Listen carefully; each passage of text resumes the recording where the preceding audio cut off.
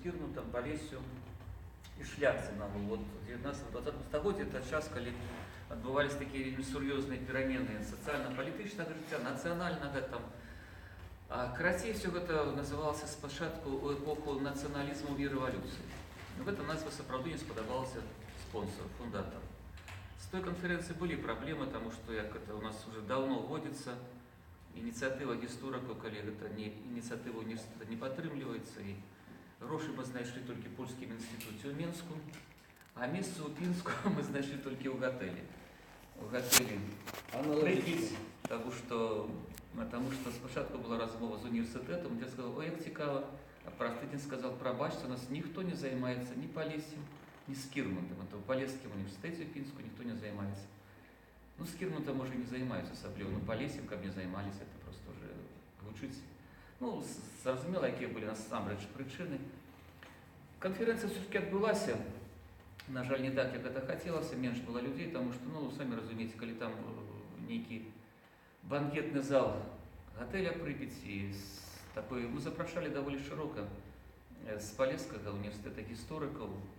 Ніводнага гісторыка не было, зато прыйшлі фізікі, матэматыкі. Хіба на іх это нейкі ідэалагічны кантроль не распаўсюджваўся дачынна нашай канферэнцыі. І канферэнцыя была такая даволі цікавая. Потым здавалі матэрыял, я калі рэдагаваў і рабіў гэты том, які вот там ёсць, то я трохі змяніў канцэпцыю, я не стаў выдаваць проста матэрыялы канферэнцыі, я зрабіў з гэтага кніжку пра шляхту, пра Скірмунтаў, ну і часткова пра Полессе. Потому что, ну, хотелось, каб это вот трохи набыло такую якость не просто матэрыяла канферэнцыі, а просто само по сабе каштоўнае выданне. І таму тут даволі шмат такіх разважанняў пра ролю шляхты, галоўным чынам у эпоху нацыяналізму і рэвалюцыі, то есть в 19-20 стагоддзі. І на гэтым фоне там вылучаюцца зноў жа матэрыялы пра Скірмунта і Скірмунтаў. Пашыраючы гэтыя матэрыялы, я пераклаў на беларускую мову некалькі тэкстаў Канстанцы Скірмунт і Рамана Скірмунта. Адзін тэкст вельмі цікавы, асабліва Рамана Скірмунта, такі тэкст успаміны фактычна пра свайго сябра Эдварда Вайніловіча, які памёр. Ну вот менчукі ведаюць такі Эдвард Вайніловіч, адзін з найбольш такіх яскравых прадстаўнікоў шляхты Мінскай губерніі, чалавек, які доўгі час фактычна ратаваў польскіх землеўласнікаў на Беларусі, ну і падтрымліваў беларускі нацыянальны рух, падтрымліваў нашу Ніву і так далей, і так далей. Вось, і ну, некаторыя іншыя матэрыялы, і атрымалася вось такое кніжка, выданне фактычна пра шляхту і пра Полессю трошечки. Ну, я хочу сказаць, моє таксама ўражанне пра Пінск, што это город контрастаў. То, что не пустили ни университет, ни библиотеку с конференции, это мне знакомо. Мы с Павлом Можайко проводили презентацию книжки «Гедемин», ніби про 14 стагоддзя, тоже никуда не пустили. С другого боку, Пинск – это один город, где бискуп спалохался пустить группу Белсата снимать костел. А на улице до нас с камерой мы там стояли, подошел майор милиции. Вот, и я думаю, все, зараз нас повезут, он говорит: может вам чем-то помочь? Вот идите туда, вот идите сюда, и давайте я с вами пройду, чтобы вам помочь. Банк, который оховывается, милиция оховывается, вышел начальник оховы, завел нас в банк, мы могли снутри снять этот будинок 30-х годов. А вот влады такие. Так что я почему про это говорю, это многим залежит от человека. Потому что наши люди и начальство боится часто там, где можно не бояться. Ось. А я хочу, вертаючись до книжки, хочу одразу причепиться до этой назвы. Это вот такой нюанс, что это не такие, в этом выпадку, когда спонсор, это Польский институт, на этой назве настойвал, это просто не профессионализм. А бывает такого типу назвы, это такой вид професійного снобізму історику. Тому що я переконаний, і колега професор Смолянчук переконаний, що книга повинна написана бути максимально літературною мовою, навіть науковою, і задача історика наблизить до читача, наблизить до споживця. Щоб навіть наукову книгу люди могли читати з радістю, з легкістю. Недаремно история має свою музу, клея, это вид мастацтва. А есть такие историки, и я с такими знакомыми, которые свою годность повышают тем, что узвышаюцца над людзьмі, прыдумляюць нейкія тэрміны, прыдумляюць доўгія навукападобныя назвы. І вот так это атрымалася. І я шмат буду до этой кніжкі зараз чапляцца і крытыкаваць, але агулам скажу, што нягледзячы на эту назву, я бы книжку эту купил бы, и купил, ну, как не подарил ты мне, так я купил бы, хотя бы за нескольких артикулов, в приватности за артикула нашей коллежанки из Варшавы Анны Энгелькинг. Один из лепших. Паляшук не приручений вокруг функции селянскости в конструировании польскости. Это женщина, которая доследовала и поляков на Беларуси, польскую меньшость, и белорусские регионы, этнокультуролог, так и она? Антрополог. Антрополог. Это женщина, которая, мягко кажучи, не хворее на польский национализм и снобизм. А з усіх силов, магчимых и своих талентов немалых, она его критикует. Это те поляки, с которыми хочется сябровать. Это наши соправдные сябры. А когда говорить про эту книгу, я все-таки маю становче враження від книги, інакше не було б моєго профішу в рецензентах. Але я хочу, ну, скажем так, критично порозмовляти. По різних причинах. І по причинах таких, як на будучині, може бути, нечто улічиш. І, думаю, присутне до дискусії долучиться. І, може бути, ще тому, як некоторі моменти, які в цій книзі є, читачам были более зразумелые, усприймалися. Перше такое у меня питання концептуальне. Беручи агулом героїв этой книги, про що пишеться, у меня такое питання. Олесь, навошта ви тягнете белорусскую историю польскую шляхту?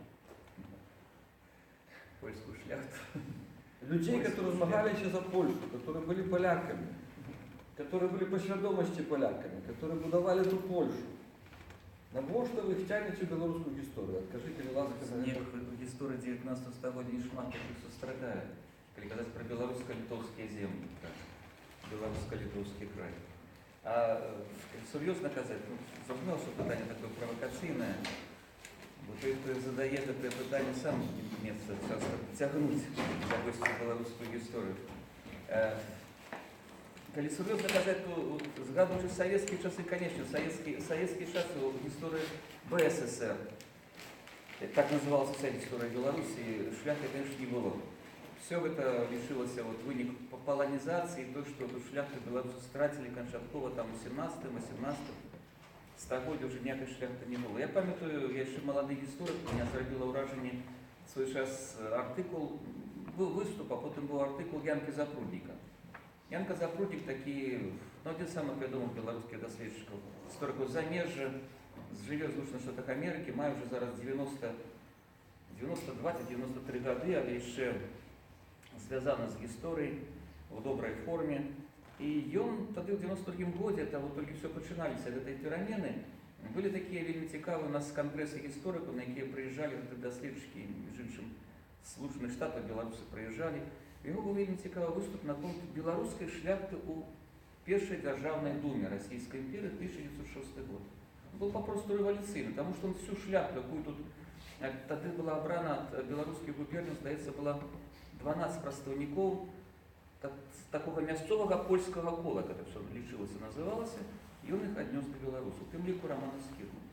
И меня это трохи збентежило, я пошел цікавиться всем этим, и, может, до конца и по сьогоднішній день не згажаюся з Янком Запрудником, але була вельми цікава така трохи інша постановка питання. І одразу хочу сказати, що, видите, коли ми говоримо про шляхту 19 століття, то це визначення польське, литовське, білоруське, воно таке. Коли ми це все вживаємо, ці терміни, ми надаємо одразу трохи інший сенс цієї шляхти наогул. Потому что мы уже живем в эту эпоху национализма. Мы весь час имкнемся поделить снег на польскую, литовскую, белорусскую, между іншим, то, что нас дотычит. Там такого выразного подела национального не было. И они могли быть там, и той же Роман Скирман был и поляком по своей культурной принадлежности, бо вся мира размовляли по-польску, там и польская молодая именовала там. При этом именно сбольшего все были патриотами белорусско-литовского края. Вот, коли в свой час вышла и писала на рецензию книжка такого польского доследчицы Иоланды Сікорської Кулеши деклассация шляхты на Беларуси, на Литве. То есть 19 стагодие для шляхты была катастрофой. Россия долучила гэтыя землі Великого княства Литовского было до себе. И когда Россия долучила, то Россия одразу поставила велизарная проблема, что робить со шляхтой.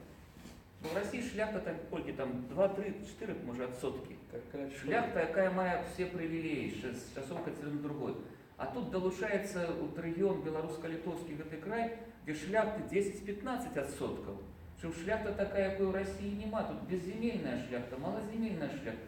Якая ведь селянский образ життя, але на яе трэба распаўсюдзіць привилеи, все золотые вольности российской шляхты.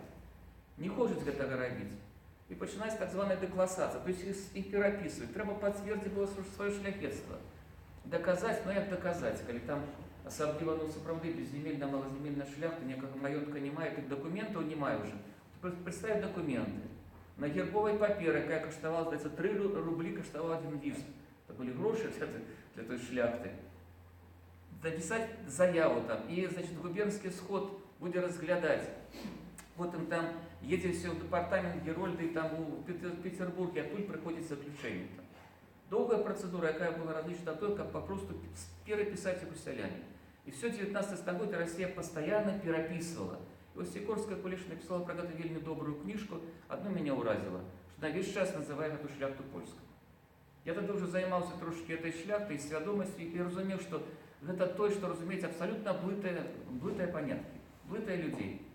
Это была шляхта белорусских, литовских земель, шляхта там земель былого Великого княства Литовского. Это была шляхта краевая худшей. И у ей свядомости там была польскость, конечно, потому что, коли ты шляхтич, это уже с часов там еще Великого княства Литовского, политично народ шляхетский, это были поляки там. Плюс большесть была католиками, не все католики, и костел тут так само свою роль отыгрывал. Але яны жылі інтарэсамі Беларусі і Літвы. Это было выразна адчувальна. І калі Запруднік пісаў пра гэта сваім такім рэвалюцыйным артыкуле, он на гэта звярнуў увагу. Так, яны, можа, размаўлялі па-польску часцей, але іх інтарэсы былі інтарэсы Беларусі і Літвы адстойваць. Яны пра гэта думалі. І вось тут можна называць іх і беларускай літоўскай шляхтай. І той же Скірмонт, які быў там сенатарам другой Рэчы Паспалітай, але ж з двара ўрад Беларускай Народнай Рэспублікі і інше. Навод тут, калі пра шляхту, ще некалькі слов, може, скажу одразу, что меня цікавіць. Вот 19 стагодие оказала катастрофа для шляхты, то есть процесс деклассации ідзе. Апроч гэтага адбываюцца вельмі сур'ёзныя перамены, фактычна, нацыянальныя перамены, там, палітычныя перамены. І паступова вот, на авансцэну гісторыі выходзіць тыя, каго называюць людам. Выходзяць тыя ж сяляне выходзяць. Адбываецца это вельмі актыўна, дарэчы, падчас і пасля паўстання 1863 года, разгромлена, и после реформы 1861 года. То есть з'является новая политическая сила. До речі, подчас повстання, вельми цікава річ, для меня самое цікаве, что шла попросту боротьба за селянство. На чиїм боку будуть селяне. І не випадково, до речі, сьогоднішні прихильники Муравйової російської політики, заходні руси сучасні, на Білорусі, як кричать весь час про те, що Муравйов зробив найбільше для білоруських селянів, він дав їм землю. Дам землю, там зменшив там виплати за землю і інше. Сапраўды Муравйов это зрабіў уже ў траўні 1863 года. Але зрабіў чаму? Тому что ему трэба было перацягнуць на свой бок сялянства. Это была барацьба за селян. І калі б не было паўстання, ніколі б Муравйов гэтага не зрабіў. Але самае галоўнае, што гэта барацьба за сялянство, сяляне адчулі себе той сілай, якая будзе нешта вызначаць. К сялянам пачалі ўсе звяртацца, і Каліноўскі звяртаецца, мужыцкай праўдай, і звяртаюцца там расійскія ўлады. И та реформа 1861 года так само, до речі, была реформой великой ступени борьбы за селянство. Как это было сделано? Что это подарунок царя. Царь вас вызволил. Это был супер такой проект на угол, политичный проект, не только экономичный проект. И тут шляхте треба было шукать некое свое новое место, по-новому себе, разумеется, шукать место той житті, якое так імгненно змінялося. И шукали, вот Калиновский, это был выбор борьбы. Борьбы супраць тых всех пераменаў, супраць расійскай улады.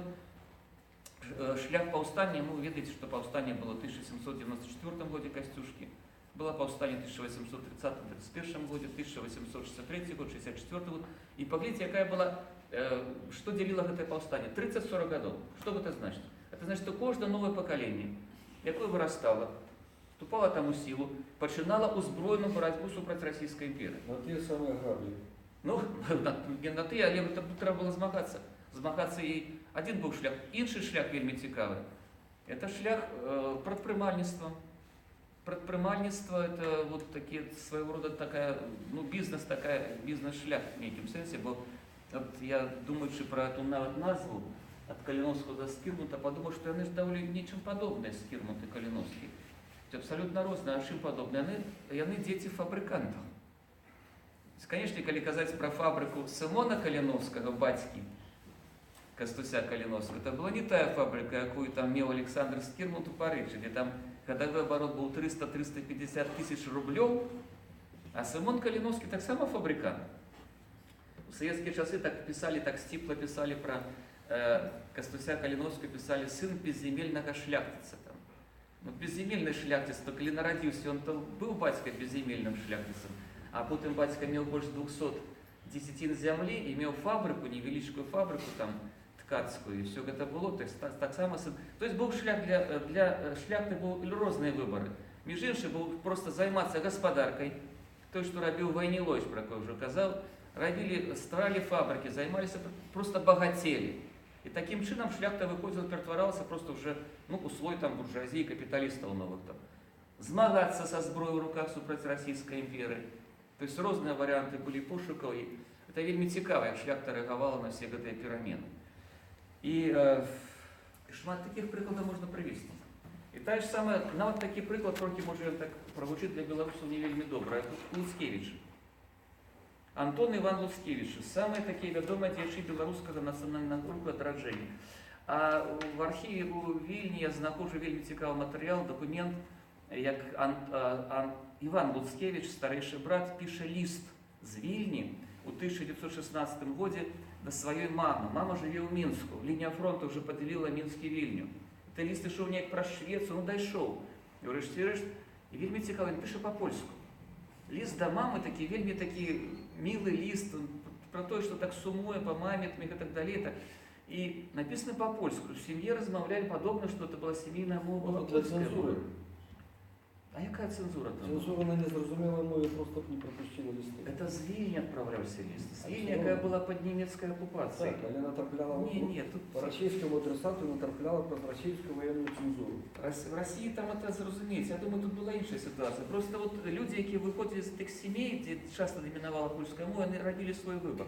І выбор быў такі часто, што бацькі по-іншаму ставіліся на ситуацию, чым нават дзеці ставіліся на ситуацию. Ну тут можна і прыгадаць і сітуацыю з Янкам Купалам. Вядома, што маці была катэгарычна супраць, каб ён па-беларуску пісаў верш. А стаў паэтам менавіта дзякуючы беларускай мове паэтам. Разумею. Послухай, я вот весь час чую і читаю, і почаємо зачаплю твою любимую краевость. Интересы белорусско-литовского краю, интересы краю, краевость. А у меня часами складывается выражение, что этих адептов этой краевости, в основном не самых бедных шляхтицев, вот, это было захование статус-кво. Не было комфортно в таких этих умовах, ситуациях, маёнтки, земля, социальный статус шляхты. Чи не было в этой идее краевости не столько той романтики, которая потрясла в своих працах, сколько звичайного меркантилизму. Не, ну я в своих працах пишу про романтику и пишу про меркантилизм, потому что для когось краевость сапраўды была, як и Полит Корнелевский таки был. Это была просто оборона, да, статус-кво, оборона своего маёнтка, сапраўды. И он не хотел никаких перемен, но той же Скірмут и іншыя краёвцы, яны згаджаліся на сур'ёзныя перемены социальные, на реформу, аграрную реформу, на іншае. Для іх не гэта было галоўным. И для іх галоўным, то есть той же Скірмут, речі, калі гаворыш казаць про которую шляхта и селянство, в 1904 году пише брошюру, где признает, просто открыто заявляет про то, что зараз шляхта отыграла свою роль. Она дошла на другий, третий план. Она некой роли в истории отыгрывать больше не будет. Зараз выходит на первый план люд, селянство, и мы повинны это зразуметь и быть разом с этими людьми. Быть разом с литовскими селянами, с белорусскими селянами, там, с польскими селянами. Нема у нас іншага варианту. Тут и романтизм, и прагматизм, все это вельмі сполучалося. Романтизм трымаўся на ўспрыяць на трактоўцы Великого княства Литовского сваёй айчыны, радзімы. І гэта ностальгія по тому княству, якое давно знікла, была вельмі моцнай. Тут прагматызм сапраўды быў, але таксама, канешне ж, быў прагматызм і меркантылізм. Без гэтага гэта ідэя папросту б не жыла. Яна жила, она проиграла ўрэшце рэшт, але жила, таму што на практычна ўсіх выбарах у Дзяржаўную Думу, у Дзяржаўную Раду, то на Беларусі збольшага галасавалі за прадстаўнікоў краёвасці. Конкретно, вот калі па асобах, тут даволі шмат увагі в этой кніжцы нададзена Эдварду Ваніловічу, там нават пераклаў успаміны скірнута пра Ваніловіча. А вот конкретно пра гэту асобу. Вот, напрыклад, можна скласціся ўражанне такого чытача неабазнанага, што вот Эдвард Ваніловіч быў рэзкі крытыкант і праціўнік рыжскага міру. І калі это чытае беларус, адразу узнікае адчуванне, што ён быў супраць падзелу Беларусі, пасеклі наш край пополам, нават так можна. Потым выясняецца, што па савецкі бок мяжы асталіся маёнткі Ваніловіча. І таму ён быў праціўнікам рыжскага міру, таму што я сустракаўся сярод інтэлігентных і дэмакратычных палякаў, которые пісалі, як светлай памяці професор Станіслав Александрович, што Польска здрадзіла палякам, которых пакінула па ўсходні бок рыжскай мяжы, што магла забраць землі да Смаленска. Там жыло больш мільёна палякаў на тых землях, яна здрадзіла тым палякам. Ці не так падыходзіў да гэтага Ваніловіч? Не так падыходзіць. Рэчы, Ваніловіч, тут можна не все ведаць, што за чалавек, яшчэ некалькі слоў пра яго варта сказаць, таму што постаць такая, неабыякая постаць.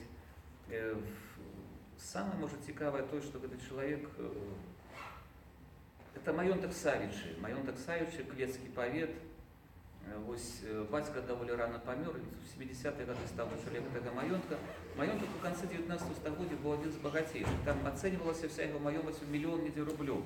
Мільён рублёў расійскіх, уяўляеце, які гэта кошты. І далучыўся, потым узначаліў мінскае таварыства сельскай гаспадаркі, якое, між іншым, адразу заявіла пра тое, што будуць прымаць сялянаў.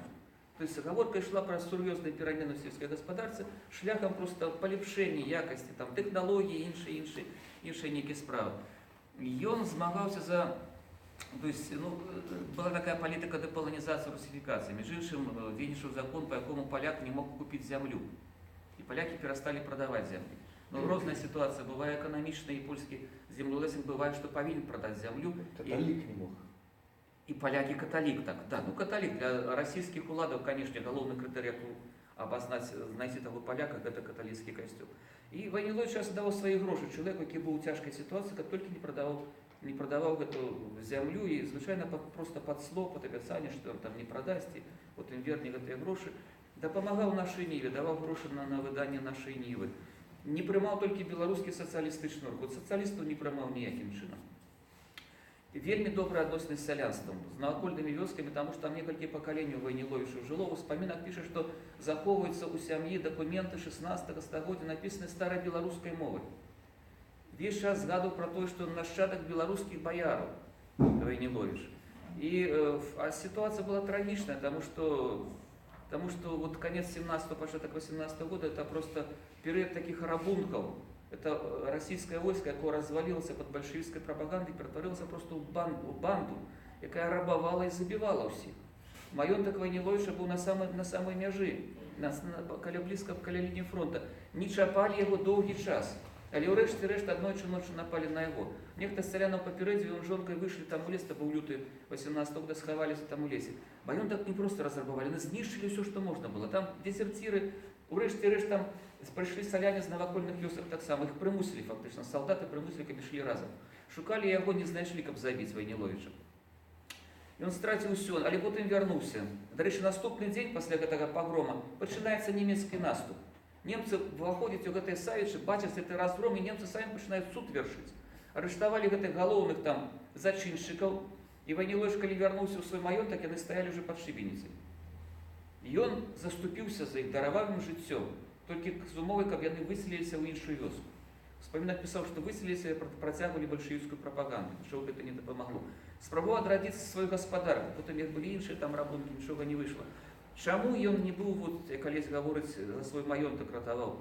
Ён быў катэгарычна супраць рыжскага міра сапраўды.